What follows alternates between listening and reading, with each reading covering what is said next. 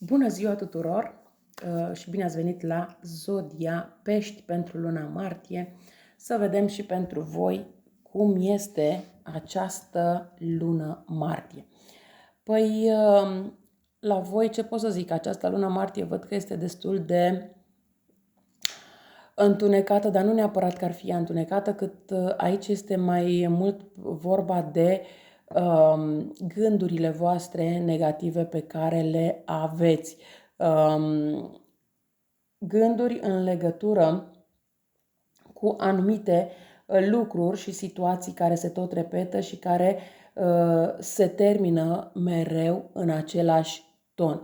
Parcă vă doriți să schimbați cumva lucrurile, dar nu știu, parcă nu aveți puterea necesară, parcă nu aveți dispoziția necesară și așa mai departe.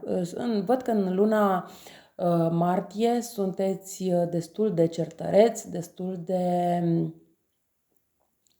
persoane care căutați nod în papură, nu prea sunteți voi în dispoziția voastră, ca să zic așa, dar să sperăm că totuși aveți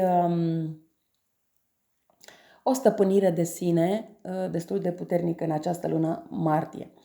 Aveți foarte multe îndoieli cu privire la o persoană sau la anumite lucruri.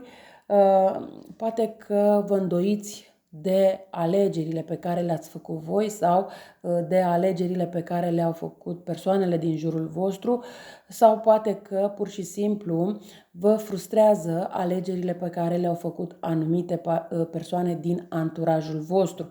Însă trebuie să înțelegeți că fiecare persoană face alegerile pentru el, iar voi, dacă vreți să faceți și voi la rândul vostru, nu știu ce au făcut alte persoane, nu vă oprește nimeni, doar să cereți niște sfaturi și să vedeți cum puteți face aceste lucruri.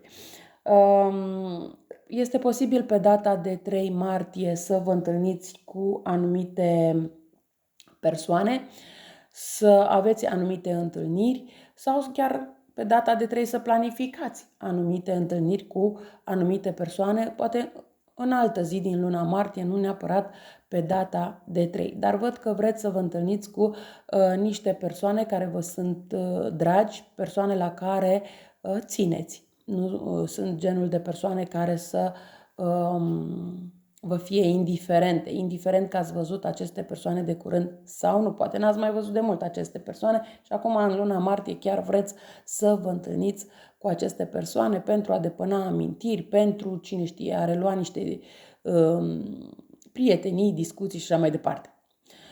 Văd că inima vă este pusă vă este așa un pic întunecată, pentru că în inima voastră a rămas o anumită persoană și parcă nu vă puteți desprinde de persoana respectivă, nu reușiți să uitați persoana respectivă, indiferent ce ați face, și cred că acest lucru vă deranjează destul de mult.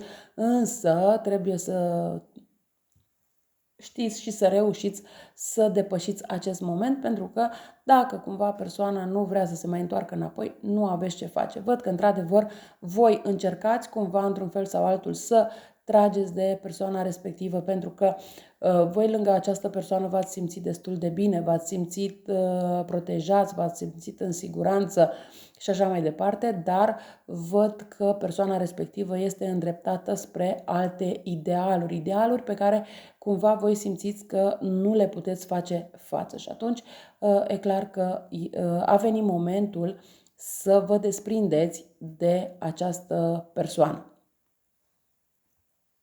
indiferent că vă este greu sau ușor.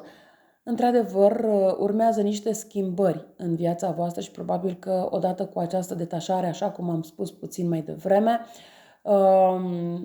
veți vedea lucrurile într-un mod diferit și cumva vi se pot deschide noi oportunități. Este foarte clar că depinde și cum acceptați voi aceste noi oportunități care apar în viața voastră. Văd că cumva voi în acest moment sunteți, așa cum am spus, destul de debusolați și chiar vă îndreptați spre necunoscut.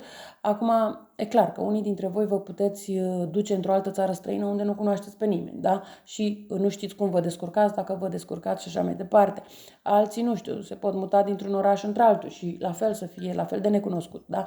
Dar ideea este ce vreți voi să faceți pe mai departe, pentru că dacă voi vă vedeți de lucrurile voastre, de treburile voastre, lucrurile vor merge în sens pozitiv. Dar atenție și la voi în sensul că atenție în ce anturaje intrați, atenție cu ce oameni vă împrieteniți în acest necunoscut, pentru că nu toate persoanele sunt benefice pentru voi. Sunt destul de multe persoane care vă atrag în lucruri nu tocmai drăguțe.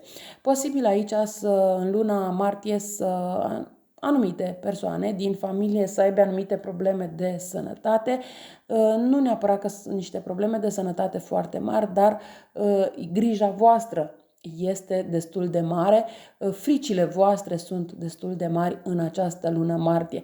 Cumva gândurile voastre în această lună martie sunt destul de negative din câte văd aici și este greu ca cineva să vă facă să gândiți pozitiv. Nu știu, poate că sunteți și singuri în aceste momente, poate că ați suferit o decepție, dar ideea este că nu vă văd prea pozitivi în luna martie. Văd că vă faceți griji din orice, faceți din țânțar armăsar, cum să zice, și sunteți în stare să vă certați cu toată lumea. Deci aici un pic de atenție că nu toată lumea este vinovată pentru eșecul vostru, nu toată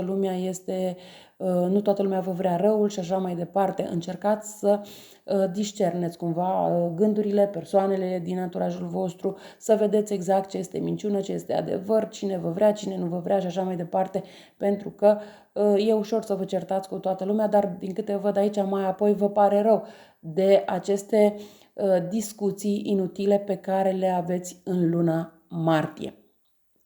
Posibil o parte dintre voi să vă gândiți că o persoană cu inițiala M sau care are în o cifră 1, poate cifră de naștere, poate, nu știu, ceva de această natură, vă poartă noroc, însă este deja cumva la nivel subconștient acest lucru. De ce? Pentru că voi sunteți cumva conștienți că această persoană vă poartă noroc, dar parcă totuși nu mai vreți să auziți de această persoană. Nici voi nu știți ce vreți, v-am spus. În luna martie sunteți voi destul de descurajați de ce se întâmplă în jurul vostru și nu mai știți în cine să aveți încredere și în cine nu. Aici văd că, până la urmă, așa cum am spus, veți cere destul de multe clarificări și chiar veți purta destul de multe conversații cu anumite persoane, pentru că în urma acestor conversații vă clarificați mult mai bine și veți ști dacă s-a terminat orice discuție cu persoana respectivă sau mai este loc de a merge mai departe alături de această persoană. Poate să fie într-adevăr și vorba de o pauză, poate să fie, dar este clar că în această lună martie voi trebuie să știți exact dacă se pune punct sau nu. Pentru că altfel rămâneți destul de încordați, destul de supărați, destul de nemotivați, pot să spun, în a mai face anumite lucruri care vin în dezvoltarea voastră personală și pentru voi.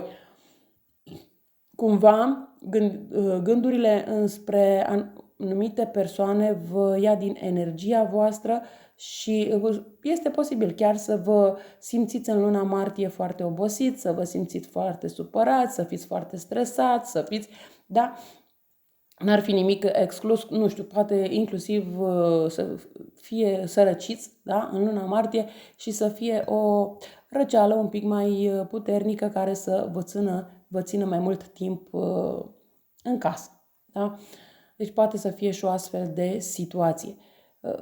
Pentru că, din câte văd aici la voi, lucrurile în luna martie nu sunt prea pozitive, dar Ideea este că pe undeva este bună și această energie, că vă face să deschideți ochii, să vedeți care persoane vă sunt cu adevărat alături, care persoane nu vă sunt alături și ce vreți voi să faceți pe mai departe. Eu cred că pentru foarte mulți dintre voi această lună martie este o lună destul de decisivă în ce vreți să faceți în viitor și veți și lua măsurile necesare. Eu cam atât am avut de spus și pentru voi. Vă mulțumesc că m-ați urmărit și vă spun la revedere!